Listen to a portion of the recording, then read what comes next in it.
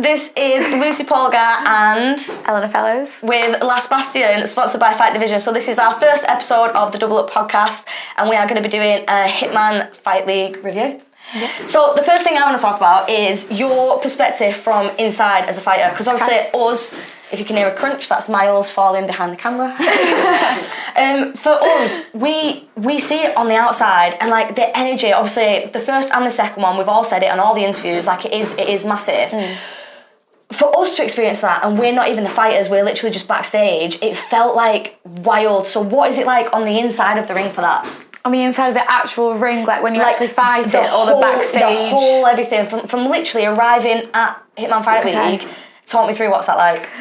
Well, on the day, in my head, I'm like, I need to stay calm. Yeah. I need to stay calm. I need to conserve my energy, basically, because it's all going to go out in the ring.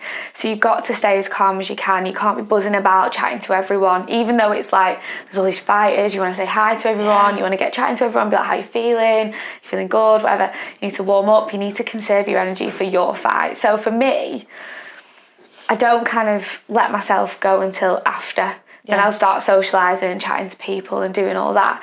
So when I get there, I just try and stay as chilled as I can, keep myself to myself, chat to my team, my corner, my coaches, get going. I mean, in an ideal world, I would want to get there like an hour before my fight. Ideally. Yeah. But and then obviously when you start getting ready, like my coaches always say, when I start getting ready, there's just a switch that flicks. Yes, love that. Because I come like more smiley and I'm nice and whatever, and then obviously when you start getting ready, you're in the zone. Yeah. Like there's no messing Different about. mindset. Like you are literally going to war. Like you are in the zone.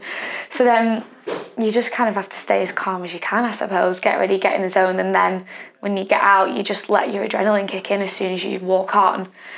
And I suppose, for me, I know that the audience is full and the crowd is there, but as soon as you're walking out, all I'm doing is looking at my opponent in that ring. Super focused. And it's like, I don't hear any noise. Yeah. I don't hear anyone shouting. I don't hear anything for me. I'm just focused on that fight, and all my energy is in that fight. So for me, the atmosphere is there, but only until that last bell goes do I feel it. Does that make sense? Yeah, absolutely. And there's a quote, I can't remember who said it now, I'm going to butcher it, but something paraphrasing along the lines of like the fighting itself is like a moving meditation, because it's impossible to think of anything else.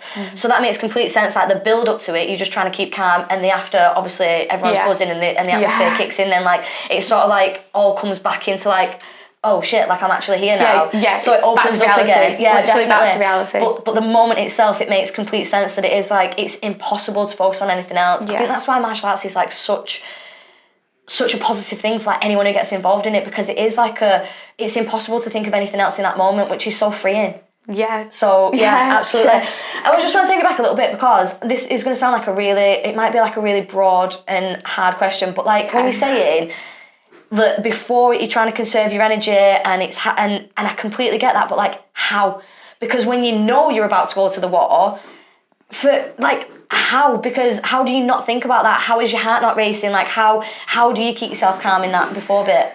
I think what my coach told me, and I'll never forget this. He told me like one of my first fights, like looking at other fighters and how they are on fight day is quite important. So for me, like you see some fighters that are buzzing around, talking to everyone, they're letting their adrenaline go, like they're using that energy. Whereas if you just keep yourself to yourself and just chill, that's you're going to perform better. Because if they're going around talking to everyone, I try not to talk to everyone. Basically, I try and sometimes take myself off, I'm not going to lie.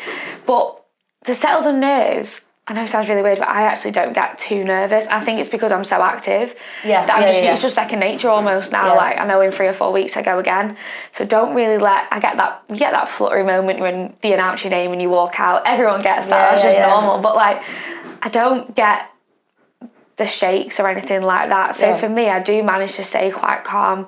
And then as soon as my hand starts getting wrapped, I think about the fight, but you don't think about the nerves. I think that's the key. Yeah, to not like let it focus or let it take over. Don't let it take over, but that's practice. Like any sports person will tell you, like that's almost conditioning to that feeling. It's not something that you can just do.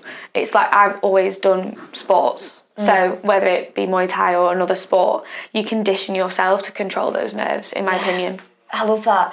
The more people we're talking to as well, like obviously the more interviews we're doing and the more like sort of external away from the fighters, like the mindset coaches like Vinny Shawman or like Pete Miller, like the condition nutrition, like the more you're talking away from it, you're thinking like it's so much more than just that moment of like, it's more than just the fight camp and it's more than walking into the fight. Yeah. There's so many other things that go into it, and I think that's the bit like I'm dead interested in, like just the whole thing behind it, because I think people, and it's dead hard because we're in that era at the minute where it's like social media and we'll see the picture of you raising your hand and it's like, that's so cool, but everything else behind that, it's like there is actually a lot. I think what you said as well is like being so active, like that makes a massive difference. So like say if you have a fight and then you're out for 6 months, and then those nerves are going to feel so much more. It's like anything, like even when you start driving or something, your first driving lesson, you're like, oh my god, what am I doing? That period, you can play mind games on you, that period. I think like I did have a big gap leading up to this fight because I was meant to fight and long story short, opponent pulled out, whatever.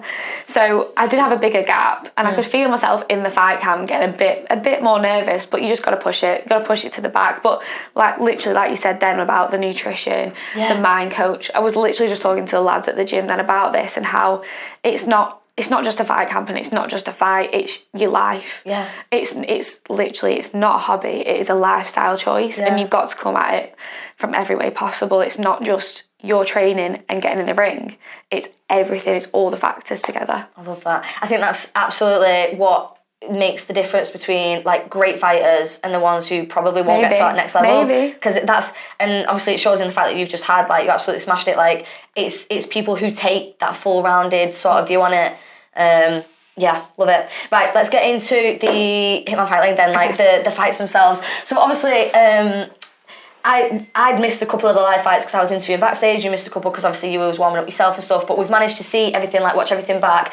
And the ones that we did manage to see live, the atmosphere, even when I was interviewing, if I didn't see them live, you could hear it. Like, so I'd be interviewing and then there'd just be like this absolute roar, and I'd be like, oh my God, what? And then you'd stop for a second and like everyone would look, and it was just like, it was just so insane. I literally had just finished my fight and there was a couple of fights after me and one of the lads got knocked out and the crowd just went crazy. Wild. Like I think I was talking to somebody near where like they were selling merch, not even in the actual where the ring was, and oh my God, it just went absolutely mental. And then everyone runs towards the stage and everyone's like, what happened? And then you see, like, I think a really cool one. And then the replays come and it just goes on. And the replay, and then it's like slow motion replay. Oh God, which one was it that I saw in a slow mo replay? It was Jay Council's body shot. And I ran over, I'd been interviewing, and then I ran over, and and it was just like slow motion. It was like, it's like something off a film. Yeah, and to be there in the moment, it was so like, it's so cool, like, because even now, like, we're reliving it, like, that was such a cool moment. It was such a good show. So yeah, I think the replay on the screens was sick, because if for whatever reason you did miss it, even if sometimes, obviously in fights as well, it can happen in a second. Oh, you can just turn, so you could just chatting to like talk to somebody, and then you just missed it, like KO, bam, done. Yeah, exactly. And the Joe Ryan one and Magnus was definitely like that. That was like a split second thing. They were in a clinch, and then next thing Magnus was down. It was like, I can't stop watching that. I can't stop watching the reel. I literally can't stop watching. There's the replays and the slow-mos and then the cut to and they show you the lead up to it. Yeah, I think the screen, the huge, because it was massive this time as well, wasn't it? Yeah, oh my gosh, it was. I remember, I didn't know, obviously, because when you're walking out, I didn't really turn to look behind me. Yeah, of course, and then in the middle of the fight, I was in the clinch, I remember this, I was literally in the clinch, and I turned, I was like, oh my God, that's a mass that I'm on that screen. That's me. I was like, that's massive. Yeah. I didn't even know that was there. That's sick. Yeah, 100%. So I think like one of, obviously the atmosphere itself, like if you weren't there, it's like hard to describe. But then even if you weren't there, like saying, you're watching it on these replays and you're seeing like they'll slow it down and then they'll show you the build up. I think the way they've edited it and cut so it shows you like the perfect bit. Yeah. And like the 3-4 seconds before, unreal. So Fight of the Night, Joe Craven. Yeah. Unreal. Like Joe, even in himself, is just such a character, and like we all love him, we all know Joe.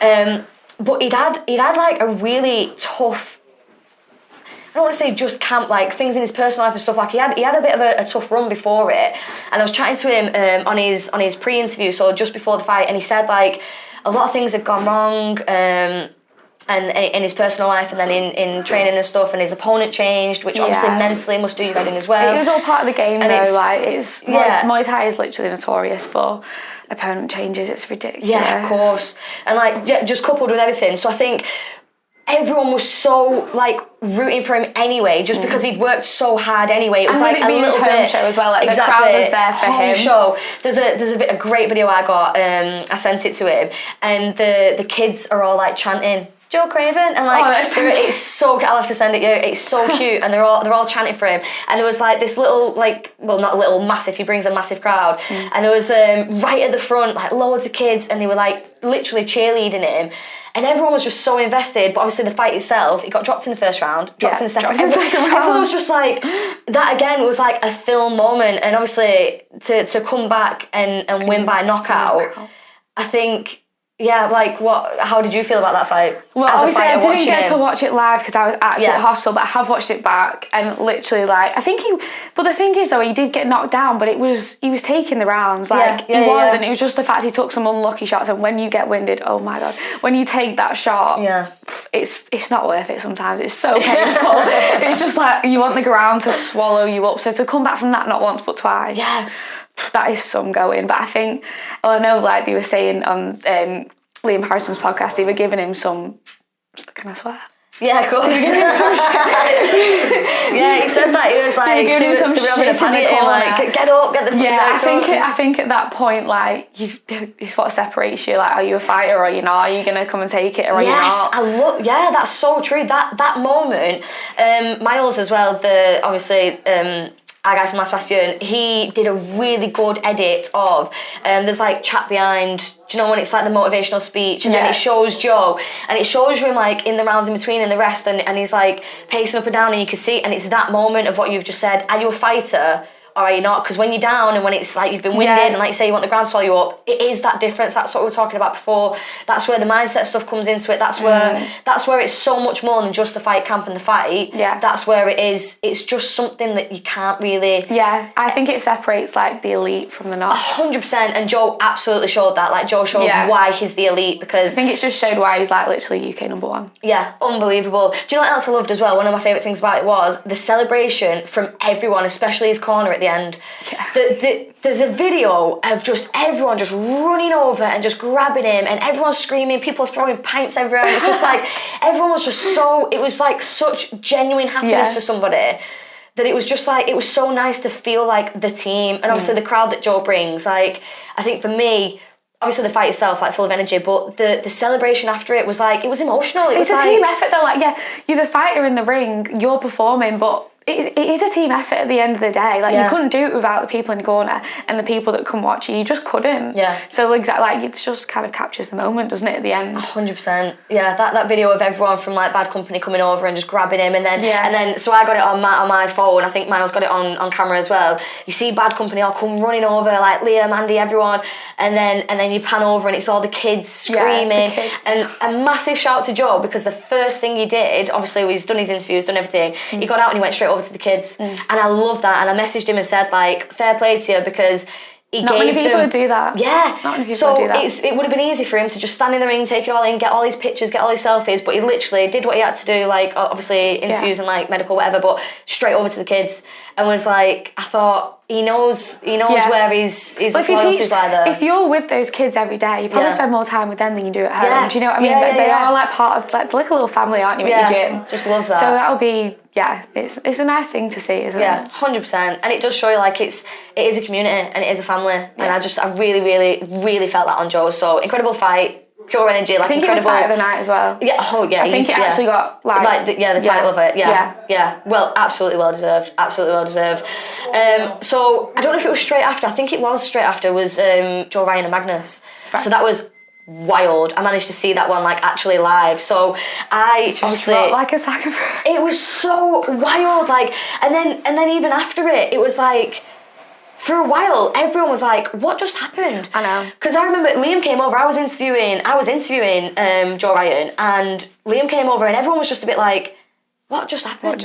Well, nobody expected it. Like, it's not the first time he's pulled that off, though. Yeah. Like, that's the second time that he's done that. Unreal. And it's just, the talent is unreal. It was no freak accident. That was set up. Oh, yeah, he's released his training video since, and he released one and he said the fight was 1 year ago or something, and it shows he was in a clinch. Oh, his fight IQ for his age. Yeah, unreal. I can only dream to fight like that, honestly. Sick, that is it's on it. I can't use, actually, there's no words for it. There is no words this is for what it. I was, so after, like, I had to interview him literally straight after, and I was like, and because speechless is the word. and it literally was, and I was like, what the fuck do I say to him? Like, that was incredible. Yeah. What else can you say? And then pretty much the interview was just like, that was sick. Like, there wasn't much else to say. I think like the past one, I know I watched him at Super Showdown, and I think he got the guy with an elbow on the back of his head, and the guy was just out after that, and he just got him like a funny spot. Like his talent is just surreal. Timing, precision. I just can't wait to see how far he goes. Oh, absolutely. Genuinely. Yeah, he's on about, I think, Thailand next, so massive things for him. Yeah. But yeah, obviously with Magnus, Magnus said, I was chatting to him a little bit after it, and he said like, I think he was like 63 fights in or something, and he's never been knocked unconscious like that. He said he's never experienced that. So he was like, fair play to Joe Ryan. Yeah. That's something that I think Magnus wasn't expecting to happen. And even in the chats that I'd had with him beforehand, he was like, I think he was just assuming that he could come forward and be aggressive. But obviously, Joe was just...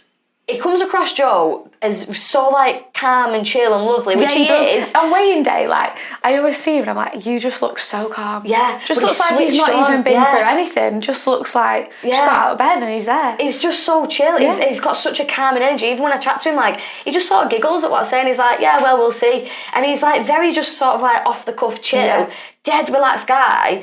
But behind that, like, he's absolutely switched on. Like, he's so prepared that I think... He trains like an animal. Yeah, you could almost, like... And I think maybe this maybe what happened with Magnus is you could almost underestimate him because he's young and because he's so chill and because...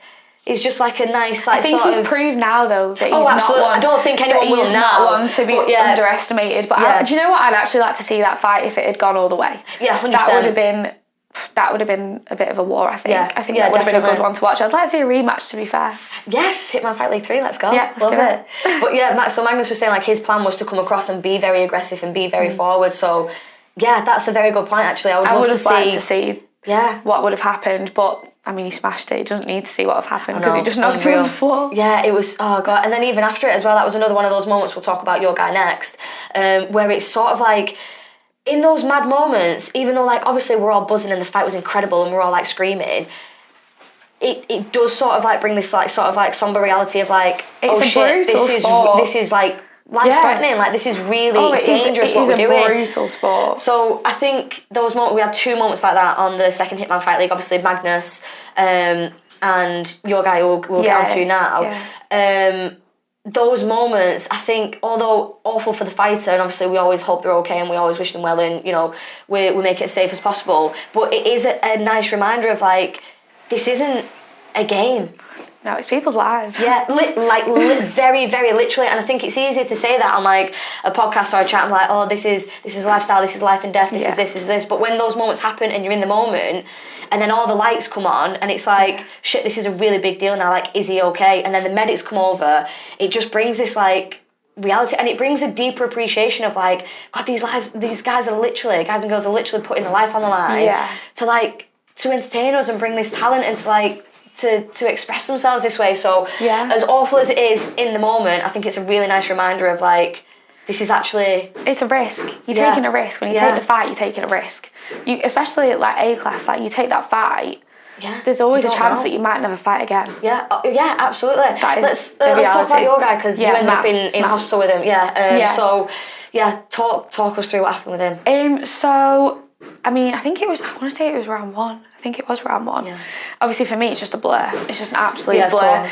Unfortunately, he just got his leg caught. I just took an unlucky elbow. And, like, and in the fight, he was he was smashing it. I think he's put him on his arse a couple of times. Like, you could tell he was Matt is such a technical fighter. He is so good. What's his full name? Sorry, Matt Ball. Matt Ball. He is so technical. Yeah. And then he just took an unlucky elbow. Yeah. And I don't think even in the moment, I was watching it live, literally about 10 metres from where it happened. Yeah. And I didn't exactly even see. It was like that. Yeah. You just didn't even see it. It just came and it was a good elbow. Yeah. Like, it was very good. But obviously then that has kind of, like, fractured his face slightly. But he's had surgery yesterday and he's on the road to recovery now. But it's one of those, I know he's had 2 freak accidents now, and it's just, it like you say, it's a reminder that this is, like, people are going through it. Like, you could have the best fight camp of your life, And if you take a shot in the ring, like even like a body shot, like anything, it can just drop you. Absolutely. And it is a reminder that it's a fight. Yeah, it's literally it's entertaining, but it's a fight. Yeah, it's crazy, isn't it? And especially like you say, at such an elite level, one misstep and it's, you know, it could potentially be game over. So since then, is he? You've spoken to him since, and he's spoke to him every day. Yeah, so he's doing well. Yeah, he's doing well. He's obviously had surgery yesterday, so it's like 2 weeks later, which is not ideal. Wow, yeah. But he's not had to have a plate put in, which is amazing. All right, yeah, obviously, great. that's great. So hoping that we just get him recovered and fingers crossed he'll be able to fight again. Yeah. Like hopefully he'll get signed off. Yeah. He got up like he wanted to fight again, didn't he? Yeah. Oh yeah, like when it happened, he was literally raring to go again. Yeah.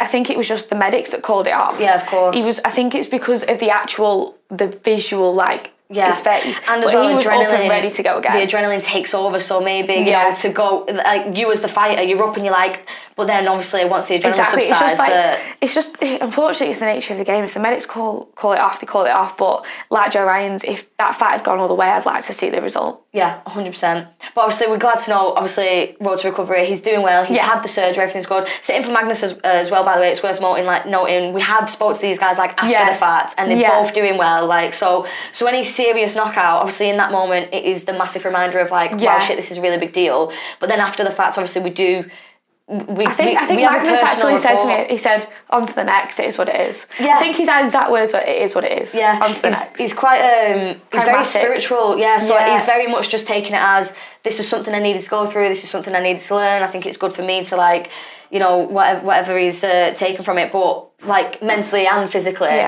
he's, like, same, just on to the next, just ready to go for it. Just ready. So another one, there's obviously, there was so many fights and there's so much just crazy stories of everything. Another mad story we had was Jono Chip Chase and his opponent, Abdullah, I hope I'm pronouncing that right, came over from Lebanon on his own, no corner, no family. Oh, right, so Jono... I didn't even know that. Yeah, Jono's opponent, and the story behind it was wild. So, like, he only got his visa approved, like, a day before, and because they were there was debate of an opponent change, wasn't there, for Jono? Yes, yeah. Which is a fight, I don't know if I can say who it was meant to be or anything, but that is a fight that I really want to see in the future. Next one, Hitman Fight League 3, we're on it. that would be... I would love to see that. That would be epic. I don't know if I can say who it's meant to be or if it was, but then his original opponent stepped back in, so I was like, oh, what's going on? So that makes sense now that there was a visa problem. Yeah. So it was all like very last minute and like willy won't he kind of thing, but he's come from it like by himself, pretty much trains himself. I managed to catch up with him and chat with him. That's lovely crazy. guy, like such a nice guy. And I literally said to him, I was like, why? Like, what made you do that? And he literally just said, like, he just wants to fight the best. He wants the biggest platform. He wants to, which, do you know what I mean? Like, fair play to him. That is somebody who is, like, living and breathing, chasing the dream. Because he had nobody with him. No corner man, no nothing. He was just... fought on his own. So... Obviously, I was at hospital, so... Luckily, there was someone... John Pop stepped in. Oh, what a legend. Yeah, I love that guy. I absolutely love that guy. So luckily there were people at the Hitman Fight League who were there to like help. I think that just sums up as well, like the show itself. Like 100%. Everyone was just going in different changing rooms, like it was just such a sick vibe, honestly. You're right, and it does sum it up because obviously once everyone learnt the story and was like, oh shit, he's on his own, like, let's help him, let's get someone to help wrap his hands, warm him up, corner man. But to be fair, when he came, he didn't know he was going to get that, so he was willing to just come by himself, just pure smoke, like he's just there for the fight. That's a fighter. That is a true fighter's mindset. And yeah, I caught up with him after the fight. Obviously, he won the fight with Jono. It was a great fight again, like plenty of energy. And yeah, even aside of the fight, just the fact that he was willing to come and do that for me was just like, that is so sick. Like, that's the kind of like mentality it's bringing. Like, they don't even speak English. No. So yeah, on the interview, we had an interpreter. So like that level of commitment and dedication and just fuck it, this is the dream, I'm going for it. Fair play. Like honestly, and you know what as well, like fair play to Liam and Andy. How did you find out about Hitman then? I'm not sure. You know, I'm assuming it's like. I want to know. Yeah, do you know what? You're right. We should dig into like the background of like. I'll find out. I think Vinny Shulman knows him off Infusion. Right, okay, cool. He's fought like he's got 18 fights in Infusion and 16 knockouts. Right, okay, that makes more sense now then. Yeah, unbelievable. He's a dangerous man. Yeah. But he don't speak English, he just came on a solo mission. Just came on a solo mission. I mean, it's obviously those ones you got to watch out for. Well, yeah. Well, I said that. I'm not fighting no one that's coming on a solo mission. I said that to John, and I was like, mentally, if I was fighting someone who'd done that, like that, I don't know whether that would be like. I mean, not put me off, but you'd be thinking, okay, this guy's like really he must have some confidence in his own ability. 100%. And yeah, like say, like fair play to Vinny, Liam, and Andy, and like the Hitman Fight League, everyone involved. After the fact, like once we all uncovered this guy's story a little bit deeper and got to know him, they did like do him like massive shout outs and say like fair play to this guy. Yeah. So yeah, going. Yeah, we'll tag him and make sure that this guy absolutely. I mean, everyone who fought, incredible job. Let's get him back in November. Yeah, this guy deserves the recognition and the platform because solo mission, pure smoke. I nailed it. I'm a bit speechless. Like, it's cool, isn't it? It's mad that is like a proper. That's a film. Like you could do that as a documentary. Like just this solo mission for like. I wouldn't even go to London and fight on my own. Yeah, it's cool, isn't it? Yeah. Not be getting on a plane. Unbelievable. Is there who else? Miles. We've got Miles behind. Jay Council. Oh, of course. God, Jay Council. How can I forget? Like one of our favourite guys. So yeah, Jay. God, the Irish Charmer. I think has ended up the new nickname. That's Charmer. What. Vinny Showman called him the Irish Charmer, and then they've had a little bit of banter on Instagram. I don't know if you saw it. So we big up Jay loads. We absolutely love Jay. Just. As a fighter, because he's an incredible fighter, he's been on the Hitman Fight League on both of them. Both wins, both knockouts. So 2 Hitman Fight Leagues, 2 wins, 2 knockouts. Incredible entertainer, but just a dead nice guy as well. Just such a nice guy. So we always like obviously big him up and give him his props because they're absolutely well deserved. And Vinny Showman was like chatting to him and called him the Irish Charmer, and then saying like, yeah, the Irish Charmer gets charmed. And then there was having a bit of banter, and then Jay messaged back and was like, buy me a few pints and we'll see where it goes. And I just thought, oh god, I just love. And again, it shows you the Hitman Fight League. The vibe of like just pure like friendship and banter and like love and just fun, because even though it is serious and we've got those moments that we've just talked about, like I feel like they've just got the balance of it bang on, absolutely bang on. We have those serious moments and we have the incredible fights, we've got the action, but we've got the fun and the banter and just the love for what we're doing.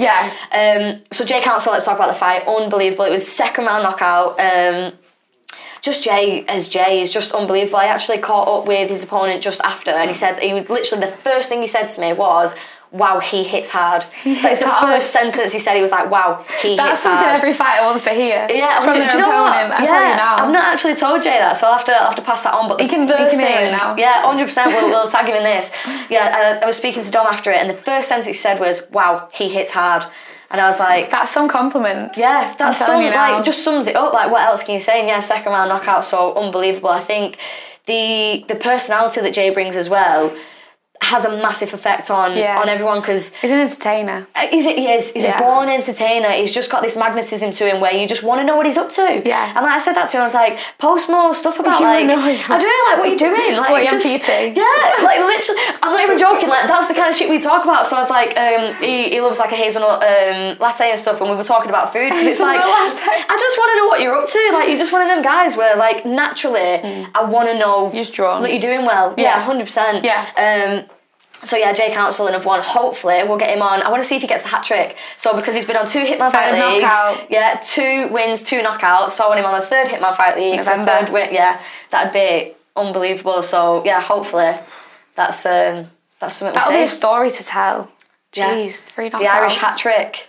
Ooh, not the Irish Charmer, the Irish hat trick. Yeah, love it. Neve as well, don't know if you spoke about Oh god, yeah, of course. So Neve Kinahan, jeez, what a warrior! Like she's just unbelievable. All 3 now. Yeah, you've been on Neve's undercard before, haven't you? Like you've fought on the same show as Honestly, Neve. like Neve, I remember being at Super Showdown in the changing rooms. I'd literally just started Muay Thai, and Neve was literally like one of the only female fighters I really watched on YouTube. Like I watched all the fights, like she's so sick. Yeah. And I remember going up to her and she was warming up for a fight, and I really didn't want to interrupt her. Like she was hitting pads with Frank, and I was like, please can I have a picture with you? I love it. She was so sound. Like honestly, like she's one of the soundest girls I have ever met. True. She's just so chilled, like unbelievably so. Like she's just such a nice girl. But yeah, obviously she went into the fight with Bit of an injury. Huge injury. So Niamh had injured her foot beforehand and knew about it, but didn't want to get it checked out officially because she thought it would pull her from the fight. And then they tell you can't fight. Yeah, so just even that, again, like it's going back to like, that's what a fighter is. So the Joe Craven moment, or, you know, it's those moments where you think, wow, you can't teach that. You cannot teach that moment. It's instilled in you or it's not. Yeah, 100%. And I think that's those moments like Joe Craven and Niamh Kinahan going in knowing she had such a serious injury, so the foot it ended up actually broken. Yeah. I think there's a picture of her on Instagram the next day outside with a boot on and a rotator cuffs gone. I don't know if she has the belt, but it was like, that is just. But to go into the fight knowing you go in potentially with like that disadvantage, like I've got one limb less now because I can't really throw this because I'm pretty sure it's broke, but I'm not going to tell anyone because I still want to take the fight. Yeah. I think, wow, that's just unreal. And then in the fight, in the first round, did a shoulder. Yeah. And she said like instantly she went back to the corner and said to Frank like something's wrong with the shoulder. So she knew on both. So now you're fighting with like, you know. I mean, it's not exactly like you broke your finger. Yeah. Slipping. Yeah. Huge. And still smashed it and still won. And now is, you know, absolutely. Undisputed. Yes. Female champion. We love Literally, that. and it's a woman. Yes, like, yes, which we're all for. power. We're all for. Love it. But yeah, like saying Niamh, like on and off camera, she's just so. She's so chilled. Kind, we were saying this like Katie Taylor about it. Very Katie Taylor vibes, yeah. So that's a good point. Miles said this, like, so like quite like sort of like kind, calm, chill, but then in the ring just an animal. Oh. Whereas like when you're speaking to her, you almost might not think it. Again, Joe Ryan vibes, like just quite chill, and then in the ring and it's like. Whoa, like I say, I've just had the most calm conversation and now look at her like she's an animal. It's the switch that flicks, honestly, it literally is, but shout out to Niamh, that is some going. Yeah, 100%. That is some going. The first time I ever met Niamh was where was it at? What show was that? Was that a Super Showdown? Was that not Frank's show? Oh, right, yeah. The mystery. The elbow. The mystery. Oh, yeah, so there is a story behind this interview, which Miles hates that I tell, but I'm going to tell it anyway. So, we'd gone to the show mainly to see Niamh, like, obviously, there was loads of fighters there, but I was like, I want to see a fight, I want to see it live, like, not just on, you know what I mean, I want to be there. It was an ISK world title as well. It was sick. She landed the deadliest elbow I've ever seen, and it, much like the same drop as, like, Magnus, where it was like the body just dropped, like, you know the brain didn't even connect what had happened, it was just like, boom, like, instant, like unbelievable knockout, like absolutely brilliant. But then, so apparently I don't know anything tech, so I'm not sitting here judging because I wouldn't have a clue. But apparently there's some red tube or something that has to be in this camera, and Miles hadn't bloody connected it. So I'm fangirling, I'm like, Niamh, that was sick. Got wrong with it. It's not even on the camera. It's just like. You can't hear anything. The audio wasn't connected. And you call yourself a camera. Look at him. So shocking behaviour. Since then, I've seen Niamh a couple of times. Like, I bet now you're like, is that thinking? Yeah, oh my God, absolutely. Now I'm like, where is that red thing? Yeah. But yeah, I've caught up with her a couple of times since, like at media days or, you know, and I told her, I grassed him up. So we was at Majestics, which I know you train at, great gym, and we was doing a media day there, and I said to her, yes, for Hitman. And I said to her, I was like, the first interview we did was great, but if you didn't see it out on social, the only reason is he didn't fucking put the mic on. So yeah, we told Niamh that. Typical, isn't it? Keep coming my way. Yes, we've got a Niamh head elbow. kick. Yeah. Oh, which has just reminded me, speaking of getting in potential trouble with fighters, I nearly got myself in trouble with Naomi Ridley. Because that's not a position I would want to be in. No, it's not one I wanted to be in. I've apologised since. So on the first Hitman Fight League, I was set up in like in like the corner, sort of doing interviews, and Miles was recording all the fights and stuff. So we'd separated. So I was carrying like all the kit and stuff. And I don't know why, it was a really dangerous thing to do, but I decided to front kick this door open, not thinking someone might be behind that door loose. So I just got and I don't know why I didn't just to the door. Yeah, but I could have just like placed it open. I didn't. For some reason I was like, boom. I think because I've been watching fights. She's got the adrenaline pumping. So I thought I was loud for a good 3 seconds. Fucking booted this door open, and she's Naomi literally just went and just like, fighter instinct kicked in. She'd just come Dodged it. Just come off a fight, and I was like, well, she'd won, luckily, so she was in a great mood. So I was like, oh my God. I am just so nearly sorry. booted a door in your face. You've just gone through, like, an absolute war. You've just won a fight, and then I end up I could break your nose with a fucking door. So yeah. Oh my God. I ended up, but she was so cool about it, like, the coolest. Like, she was just laughing, and we had a bit of a chat at the first Hitman Fight League.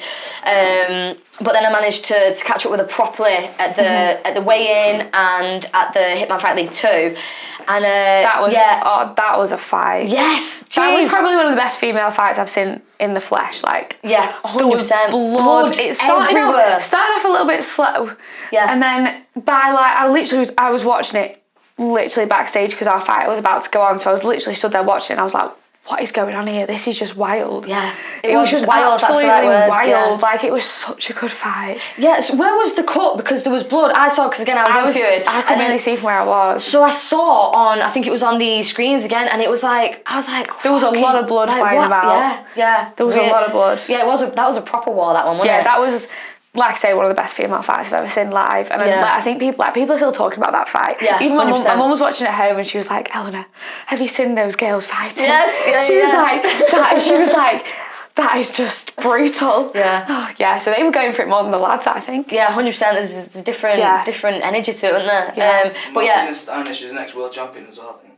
Who's that? Naomi's opponent, the next world champion.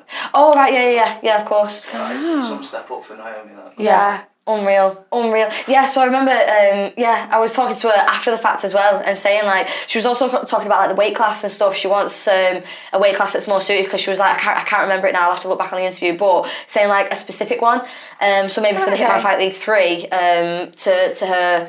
What did she weight fight class. at? What did she weigh in I at? can't remember what the number was. Probably 62, maybe. Yeah, but she was saying on the interview that she was like, let's get this specific one, but she got it on camera, so obviously when we release the interviews, let's see if we do it. Let's see what happens with that. But yeah, massive shout out to Naomi, because I'm just glad that she's not in my category. Yeah. That's all I'm gonna say. But I'm glad she didn't knock me out for kicking a door down to 50 kilo. Yeah. Like, no way. Yeah, but yeah, massive shout out to her because she's just so sound to chat to. Again, we were saying this, like, everyone, and again, it's not just blowing smoke, it's like when you've experienced it, it's hard to articulate, but like the family, the vibe, and like just the banter, like, it's so fun. It's so fun, and it's like, you can, like, I said it to her on the interview, I was like, thanks for not knocking me out, and we were just like having a good laugh about it. So yeah, massive shout out to Naomi, because she was just... Yeah, she put on a show. Yeah, absolutely put on a show, and sound before, during, after, just an all-rounder, absolutely, and trains at Bad Company as well, so like a lot of big talent coming out there. Obviously they've got like Amber Kitchen, Joe Craven, Liam obviously. Amber's literally one of my favourites. She just fought on one, didn't she? Yes, she did take another loss, sick. but Do you think she won it? Yeah, so that first combo she came out with, I was like, it was toe to toe, like, and I'm just gutted for her that she actually took another loss, because it was toe to toe. Like, now it doesn't, I don't think it even matters. She put on a performance, and she just 100%. proved. I think I watched it about like 3 times. I'm not even joking. I just was like, wow, she just proved she belongs at that stage. She absolutely belongs on that level. She belongs on. 100%. She's so, her style is so suited to one. Like, she's so fast. She's so fast. She's brilliant. She's another one, like a little bit like Neve. Like, I said this in the interview as well. In was it the second Hitman Fight League? It would have been. We were chatting and I said, like, so lovely and chill, and then it's that switch that you keep talking about when they get in the ring. I love to see both sides of it. And it's just, and without being sexist, especially sometimes with the females, because you're very good, like, even yourself, like, so happy, bubbly chat, and then you see them in the ring, it's like, is that the same person? Like, she's an animal. Like, yeah, and I love that duality to it. I absolutely love that. Yeah. So yeah, I do love to see that. So yeah, massive shout to everyone who was fighting, but like I say, a lot of the girls that I've spoken to, it's so nice to like have that like really nice chat and like open and friendly. Everyone chats to everyone. Everyone's very supportive of everyone as well. Yeah. And then you see me in the ring and it's like, oh my God, she is a killer. Like, killer. Love it. I went to ask you, Eleanor, what does that your entrance tune? What does that mean to you? Oh yes. Oh no, I'm gonna out myself here, because I'm not like the biggest. I'm not like, oh, my song, it's got to be this song, it's got to be that. Like, I have promoters messaging, like, for example, I'm fighting next week and the guys been messaging me like for 2 weeks, like, what's your song, what's your song, what's your song? And I'm one of them, the mood on the day, I'll choose it on the day. I'm like, yeah, I'll give it to the DJ on the day, yeah, it'll be fine. For me, it's just how I feel on the day, like what's my mood. I know it sounds really bad, but in my head I'm like, I'm there to fight, I'm not there to listen to music as I walk on. It must help though, that moment, because I was behind you, like literally. Really? I wish we could have got like miles behind me, behind you, and like the three, because it would have been a sick moment. And you were stood in front of the steps and you were waiting for the moment, because this is how legends are made. Yeah. And there's like a little bit like a 5-10 second bit where it's like, that moment was like, if you would have gone on any sooner, you would have missed the cut, like the tagline. 100%. I've listened to that. So that moment, to come out and like, this is how legends are made, and then all the lights come on, and it's like, that's sick. Yeah, well, the time, that to be fair. Yeah, but the timing was, you've done that so well, because I was behind you on the steps and I was like, this is a build, this, like, really, go on, I'm like, I'm giddy. Really? Yeah, I was stood behind it, I could see it. My mum thought it had frozen. She was like, why are you taking so long? And I was like, oh, Mum, no, I was behind you and I could see you, and like, you had your head down, like, it was pure focus, like, I didn't come over and say anything, because I was like, she's in the zone. Yeah, I was stood literally directly behind you, I was stood right behind you. I completely forgot, but you was in the zone. I actually took that song off Selling Sunset on Netflix. No way! Love it! I was like, that's a sick song, I'm going to use it. And I was like, it works, maybe we'll keep it. I might switch it up. I kind of tend to use the same one for a few, and then when I'm like, right, let's switch it up now. Let's switch it up. It worked, yeah. I saw the moment, I saw like, your head was down, totally in the zone, and then the build, and then I was like, because I hadn't heard that song before. Had you not? No, I'd never heard it. Sunset, I'd never heard it. But then I was like, there was like this moment of like alchemy where I was like, something's building. Like this chorus is going to be sick, I can feel it. And then you stepped up and then it said, this is how legends are made. And then you walked forward. I was like, oh, that's like a Netflix documentary in itself. I was like, that's sick. So yeah, timed very well. So obviously doing it on the days. That's a good question though. I'd never actually think someone would ask that. So you're not like tied to a... No. I remember once, I used to always have Kanye West, and when I say always, I've only had 6 fights, so that's like 3 fights. And they were like, my friend's like, you need to change it now. You need to just go on. They're like, no, we've had enough of that one, you need to change it. Love it. So I was like, fair enough, let's try something else. It absolutely did, it really works. And then I think you've put it on your Insta since as like a... on a reel, like a clip, on my TikTok or something, Yeah, really cool. It's just got a good drop, hasn't it? You can't beat it. Yeah, amazing. And what was it like fighting Morgan Bennett? I knew that she was just going to be tough. I think I said this in my post-fight interview. Like, she is just one tough girl. Like, for 48 kilo, gee, she is tough. Because I was thinking, like, I remember thinking in the fight, like, why are my kicks not hurting her? Like, why is nothing hurting her? Because I was putting, like, as much as I actually could into it, I'm not going to lie. She was just tough, and I knew she was going to be tough. Yeah. Just a tough girl, that's all I can say. Like, going back now, I've watched it back a couple of times and I knew I had to change my style because I'm usually like the aggressor. I'm always the one going forwards with my hands clinching, and then I was like, no, she's going to do that to me. I need to seriously think about what I'm doing here, and I need to actually outscore, and I need to move, and I need to be at the peak of like physical fitness to be able to just keep moving, keep on my toes. And I think I did that, to be fair. Yeah, of course. But I only settled into it in like round 2. If you look back, I can't even watch the first that in round. The post as well. I can't even watch the first round back. I was like, what was I doing? But yeah, one tough girl. I'd like to actually fight her again, to be honest. I genuinely think I'd take that on again. What would you do different? I mean, without giving it away, what would you do? What would I do differently? Definitely warm up and definitely take the first round more seriously. I think that's definitely something I'd be doing. But yeah, just see what happens. I'd like to fight her again though. I think the movement worked well, didn't it? Sidestepping, body kicks. Yeah, it's just textbook. There's a couple of times where you moved out of the way and she walked into the... Yeah. It's just textbook that. I think that if you fighting someone like that, you just got to know in your like own like physical ability that you can keep like.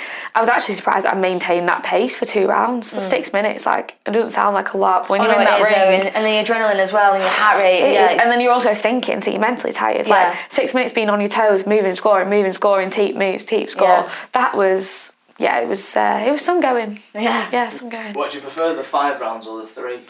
For me, for my style, the 3. 3.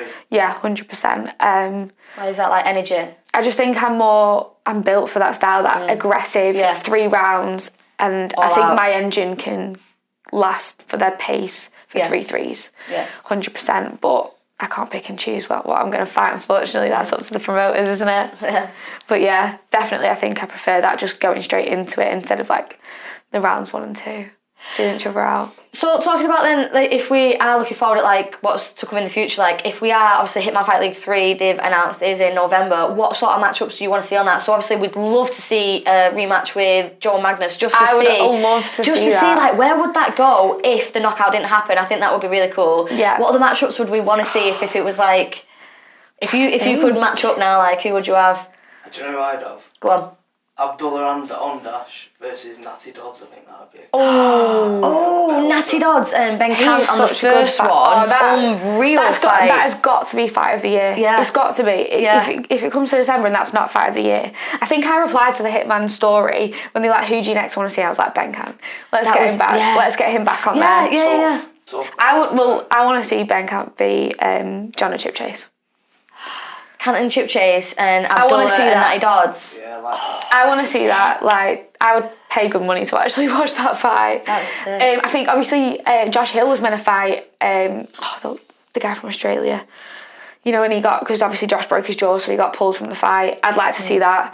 I can't remember his first name for the life of me. I think he trains out of Muay Thai University in Australia. Yeah. Does it begin with an N? Max McVicker. No, I don't think so. I'll have to go back on my phone. But that was obviously an original fight that was meant to be fought on this show, and obviously Josh broke his jaw and won. But that's a fight that I would want to see. No, mine's gone blank again. Yeah. Mine's gone blank, but that's one that I would definitely need to see. What They're about doing a collab, aren't they, with that CFS? Yeah, I was going to say. Yeah, how's that going to work, to be honest? I feel like Scott Stewart and, you know, the Irish fella, Sian Shinahan, or, you know, the big dude with the tattoos. Yeah. That's one that would make sense. I don't know if they're doing that. But I think like their champions versus the Hitman Fight League champions. Yes. Ah. Should be sick. It would be a massive show, that, yeah. That's going to be some card. And it's cool as well to see, like, already, third show in, the level and, like, the collabs. And it's just, the first one was massive. And I remember doing the interviews being like, oh my God, this is huge. Like, how's it going to get better? Then the second one was even wilder. So it's like... I think it's just going to take, like, UK Muay Thai to another level. 100%. Especially Definitely. With the betting. I know they struggled with the betting this time around because of legalities, but... Yeah. Yeah, it's just changing the game. 100%. Making it more exciting as well. It's making it more entertaining. I think the difference is with Hitman and compared to the other shows is that people that might not necessarily watch Muay Thai in their own time, like they don't have much of an interest, they're going to get an interest in this. It is, it's bringing... Because it's that exciting. Yeah. Joe Craven said that as well, and it was the first one. He wasn't fighting, he was just like sort of backstage watching, and he said it is going to bring more eyes to the sport because you'll think, oh, I'll put a fiver on, like, oh, everyone's talking about, you know, whoever, Jay Council or Natty Dodds, and you hear these names and you're seeing it a little bit more, and then once you've put a bet on, you're automatically invested Exactly. then. And when it's the same like on yeah. Grand National, like nobody follows horse racing any other day, but like you'll stick it and then you're dead into it because you've put some on it. The next Grand National. Yes. But it is, that's something I mean, that when you've had a drink, people like when lads have had a drink, come on, they're just going to be like, right, let's what's this? Like, they're not even bothered about the odds. They're just going to be like, right, put a tenner on. 100%. Let's do it. And it's people who aren't normally into it, like say like on, you know, everyone has a bet on the Grand National or whatever. Exactly, they'll bet. Then yeah, people who aren't Especially normally if you into could get it. it. Imagine if you get like Hitman Fight League on Sky Bet app. Oh my God. Well, Imagine you know, that. sky's the limit. Sky's the limit. Is that the plan? That's what Liam Harrison said he was aiming for, like a betting app. Yeah. So if you could Hitman Fight League app.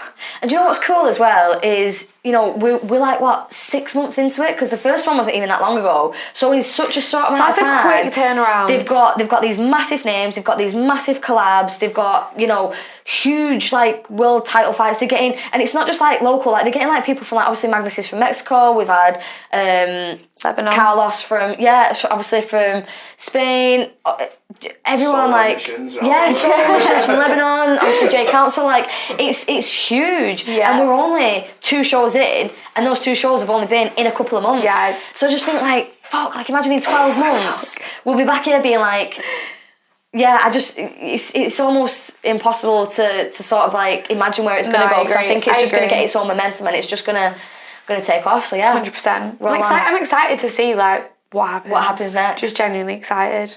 It's going to be... And hopefully we'll have you on a part of it. It's fighting again. I hope so. Yeah, 100%. I mean, I really want to. Yeah. If they'd have me back. Yeah.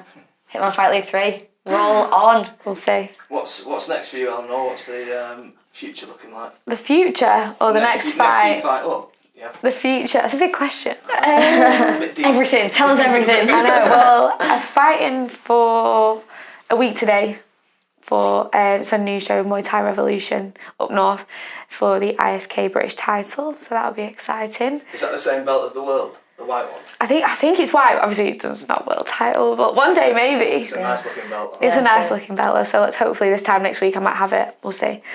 But that's gonna be a hard fight. I think there's gonna be she's gonna be a tough opponent. She's experienced, obviously more experienced than me, but just got to go in and give my best. I love it. I think I'm always in my head. I'm always up against it. So I'm like, they're gonna be more experienced than me, but it doesn't matter. It's not slowed you down at all.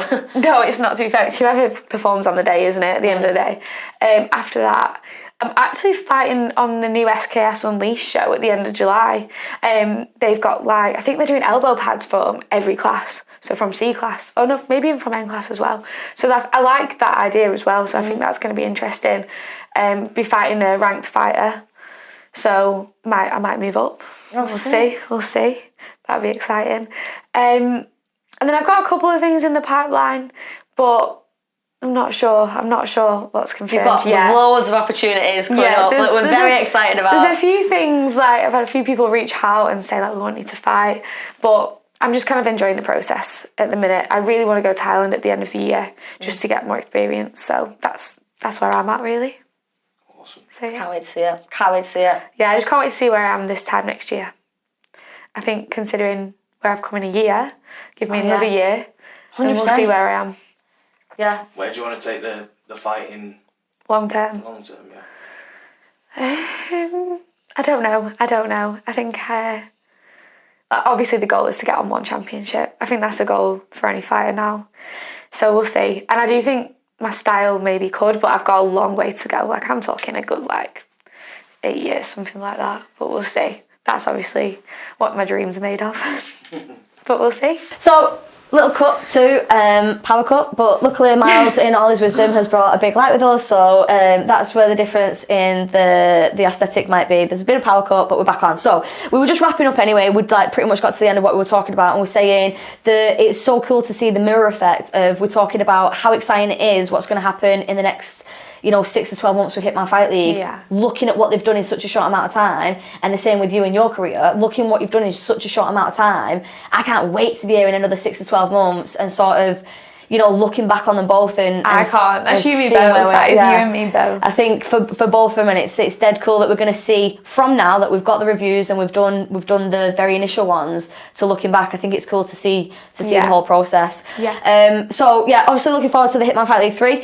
For Last Bastion, we've got loads of stuff coming up. So obviously we've just announced on social that we're doing a podcast, and there's loads of other things that are going to be announced over the next couple of weeks or so. There's a lot going on in the background, but the biggest thing at the minute that we're talking about obviously is the podcast. So there's going to be a lot more guests coming on, and we have our co-host Eleanor, so I'll pass you over. Yeah, so obviously I've joined the team, very new, just trying to get used to it really, but obviously we've started the podcast, so my main thing will be obviously helping you out with the podcast here, interviewing fighters, obviously trying to bring what I know about fighting to the podcast. So yeah, if anyone has anyone that they want to see, or they want me and you to have a chat with, just either message my page, your page, the Last Bastion page. Yeah, let's just get the ball rolling, really. Absolutely. Give us a shout. Let us know what you want to hear. Double up. The money I